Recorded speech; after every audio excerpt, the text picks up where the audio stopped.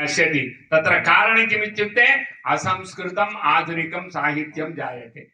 अतः आधुनिकसाहित्यमपि उत्तमं साहित्यं भवतु इति अस्माकं सर्वेषामपि आशयः। उत्तमसाहित्यस्य साधनं किमित्युक्ते संस्कृत गौरवं, मातृभाषा गौरवं, आङ्ग्लविषये श्रद्धा महती न कर्तव्या।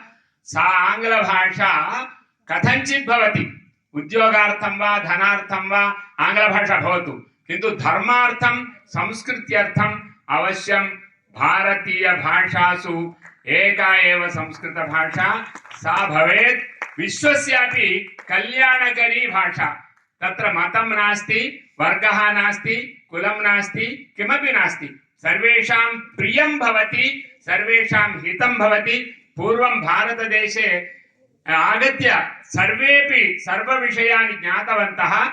इदानीं भारतदेशः आङ्ग्लभाषां पठित्वा विदेशे गमनार्थं गच्छति। युवता सर्वापि विदेशं गच्छति। एतत् दौर्भाग्यं न भवेत् भारतस्य इत्युक्ते पुनः संस्कृतं सर्वत्र व्यापनीयम् इति प्राथमिकं वचनम् उक्त्वा अहं सभायाः समापनं करोमि।